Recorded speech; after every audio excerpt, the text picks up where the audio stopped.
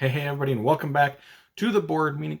Today we're doing another reviews and ratings episode where I review and rate all the different games I've been playing the past couple of weeks with friends, family, and even solo. We only talk about new games that I haven't talked about before on here. And we've got 7 games that I'm going to be talking about today. And I'm going to try and go through them pretty quickly. I'm going to give a slight overview of the game, personal review, my personal rating of the game, and then move on. We are starting with my least favorite game and going on to my favorite game of the past couple weeks. So with that being said, let's just jump right into it with our first game. And the first game is Five Nights at Freddy's Night of Frights game. Terrible name of a game, but this is in the IP world of Five Nights at Freddy's. My son bought this game. He was really interested in it. He really likes the IP of this. And in this game, you're basically moving around this big giant building that's got different rooms, moving from one room to another, collecting these different resources, bringing these resources to other rooms that need that particular resource, dropping those off, and those resources bring up your fright meter for some reason.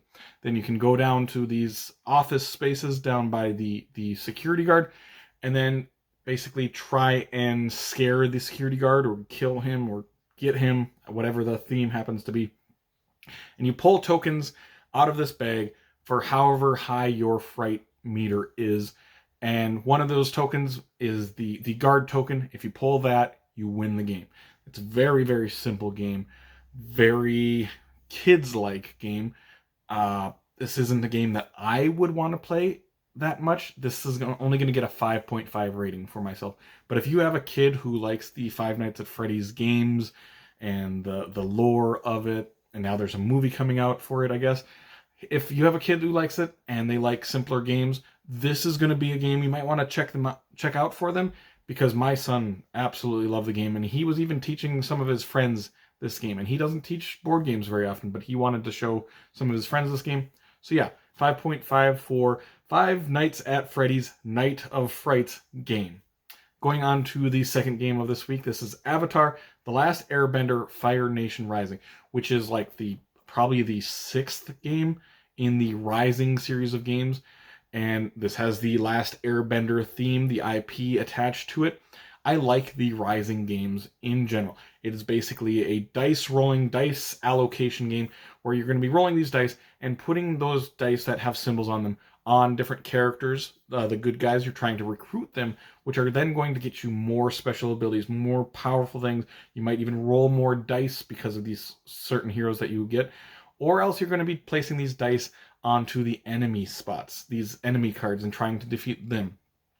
This particular Rising game has then this track that you're moving up, and you're trying to race the bad guys, basically, but they are constantly moving up this track. And this is only going to get a 6.5 rating for me, and it's my least favorite of the Rising games, and it's because of that track. It feels like it's almost impossible to beat the enemy up that track. I mean, I only played it once, so this is an initial rating, but that track, that was moving up for the enemy every single person's turn, which is almost impossible to keep up with. It was impossible to keep up with.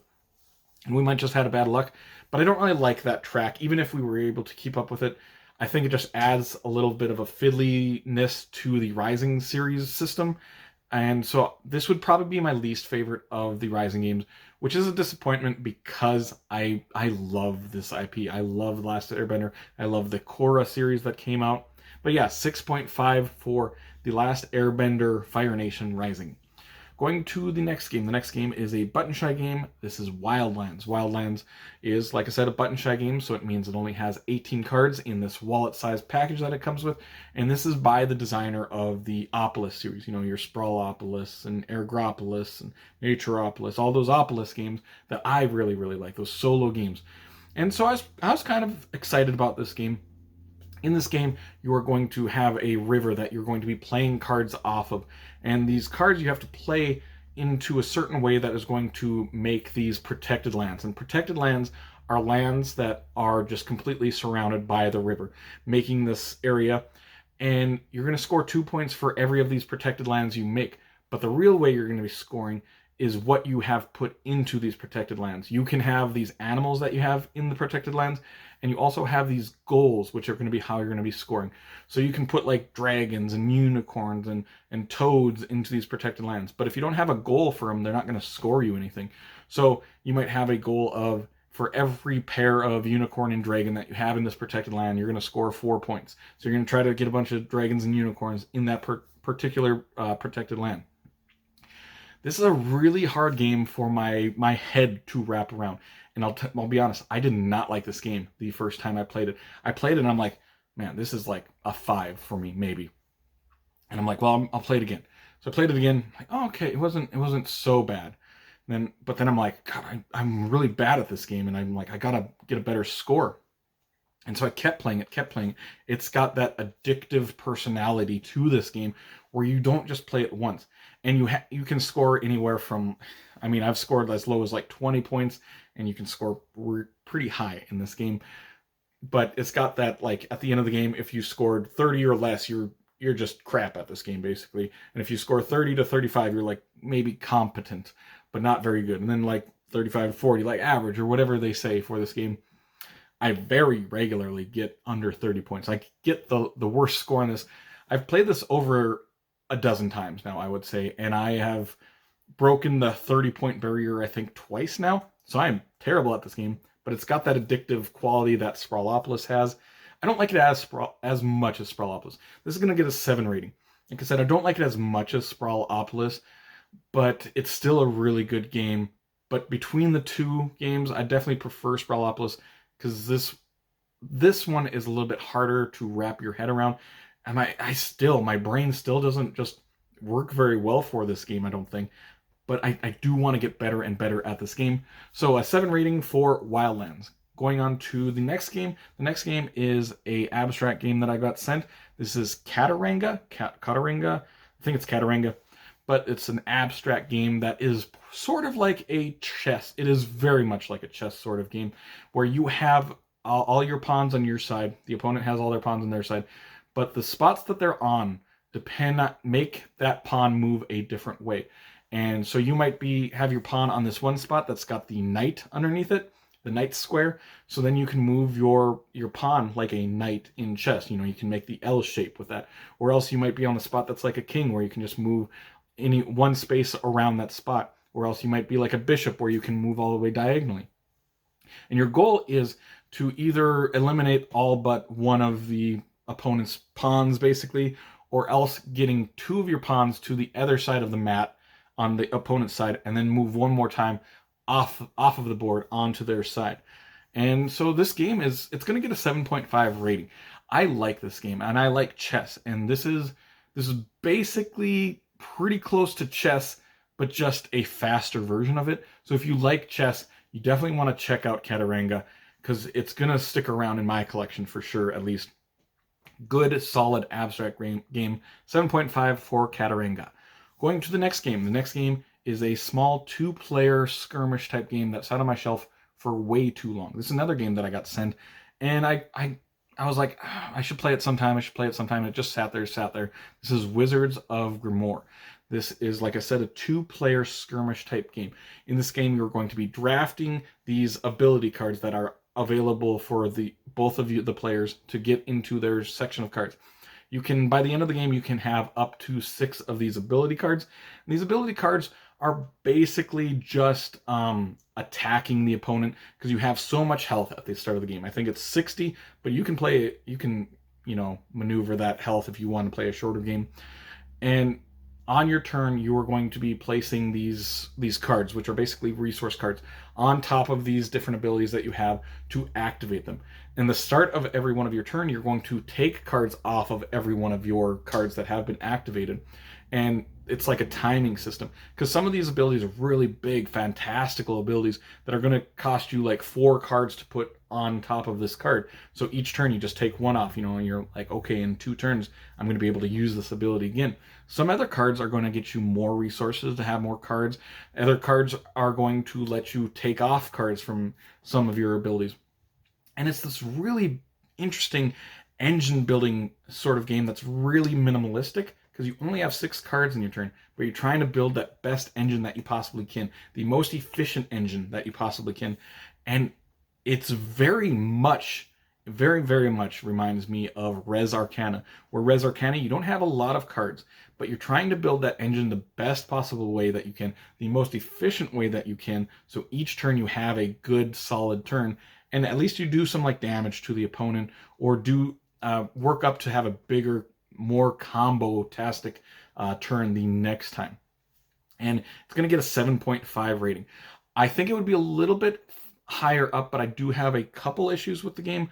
The one, I don't really like the card stock in this game. I mean, they seem like really big, thick cards, which seems like a good thing, but they kind of stick together when you're shuffling. I've had trouble shuffling this deck of cards. I do really like the artwork in this game, though. I think it looks really great, looks really fantastic. The other thing in this game, the main thing that brought it down mechanically for myself, even though 7.5 is a great rating, is that almost every game of this that I played, I shouldn't say almost every game, there were a few games of this that I played that it was pretty clear who was going to win towards the end of the game. Like 3/4 the way through the game, I'm like, okay, I'm going to win or the opponent's going to win, and we just have to go through the motions and play a couple more rounds so that we can finish the game. Or we could just knock it off right now and start again. So there can be those types of games where you just have built a better, more efficient engine, and it's just pretty obvious that you're going to win the game in the next few rounds. But 7.5 for Wizards of Grimoire skirmish game. I just really like skirmish games, I found out. Okay, going on to the second to last game. This is Stranger Things Upside Down. This has got the Stranger Things IP attached to it, obviously. This is a cooperative game by Simon. I had very, very little expectations going into this game. I'm like, it's an IP game, and I haven't had the best luck with IP games lately. But it's a cooperative game, and it could be good. So in this game, you are basically going around the board trying to defeat these different stacks. And the main thing you're trying to do to win the game is rescuing Will. You have to rescue Will from a couple of these different spots. There is a Season 1 board and a Season 2 board, which sort of changes up your objectives of what you're trying to do for each of the seasons. But like I said, there's stacks on each of these different things that you can do. And there's the different things they're trying to do is like recruiting allies, or getting more items, or trying to fight off the Demogorgon for a little bit, or trying to rescue Will, or trying to help Eleven, which is going to get you some fantastic powers, some special abilities. But you're going to be trying to defeat these stacks, like I said, and these stacks have tokens on them. And there could be anywhere from like 1 token to 4 tokens on them. And these tokens are numbered 0 through 5. And for the most part, you don't know what these tokens are. You might know what the top token is of these. So then you're going to be playing out these action cards that you have in your hand, and those action cards are numbered 1 through 3. So you're going to play out these action cards to try and defeat that stack. So there might be three tokens in that stack. So you might play 3 of these action cards that have 3s on them. So you're a 9 of yours, and you're trying to get an equal to or more than whatever that stack pile is. So you're going to reveal those tokens on the stacks. I like to do it 1 by 1 to make it more dramatic for everybody. And if you have more points or equal points, you win that stack and you get to do that ability, whatever that ability is. And I described a couple of those abilities. And I think it's just a really fun introductory sort of game. It's going to get an 8 rating. There is one thing that I didn't really like about this game. This is a very, very difficult game to beat. And usually that's not like a bad thing to me, but it's weird because this is like an intro, like maybe not quite a family level, but it's definitely like an intro type gateway game. I was playing this game with my girlfriend, and she tends to not like bigger, heavier games. And I taught her this game very easily. She caught on very quickly to this game, and we just had a really good time. But it is very hard, and it seems like it's weird that it's like a light game, but very, very difficult, and there's no way to maneuver the difficulty settings for that. So that's kind of a weird combination, but it's still a game that I really enjoyed. An 8 rating for Stranger Things Upside Down. Going to the last game of the week, and the game that I enjoy personally the most, this is another abstract game. This is That Time You Killed Me. You are playing as time travelers in this abstract game. That's basically just what you need to know for the theme. And you have 3 boards in front of you. And you have the past board, the present board, and the future board. And on your turn, you get 2 two moves basically, and you can move one of your pawns in a spot that you're supposed to be designated to be moving for that particular turn.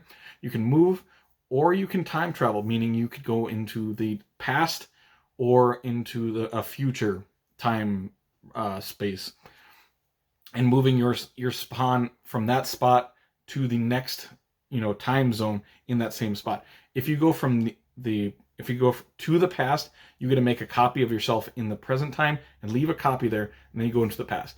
Then you are trying to basically push your opponents into the wall or different items that have been placed around the board. But in the opening game of this, you're just trying to push your opponent into the wall or push them into themselves, which will make a time paradox, and they lose those pawns.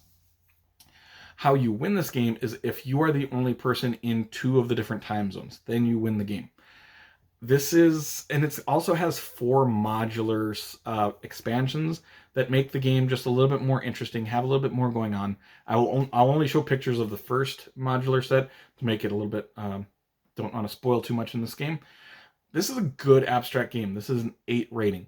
This reminds me of not really anything, to be honest. It's a very unique abstract game. I guess if I was going to compare it to anything, I would compare it to 3D chess, but your pieces only move orthogonally. And the fact that you got 4 different modular expansions that come with this game make this game, I think it's just a fantastic abstract game. So an 8 rating for That Time You Killed Me. And that will complete this reviews and ratings episode. Make sure to comment down below if you've played any of these games, if you like them, if you don't, if you agree with me, if you don't. Either way, if you did enjoy this video though, make sure to like and subscribe to see more weekly content from me, Shane, at the board meeting in the future. Hope you'll have an amazing day. Take care.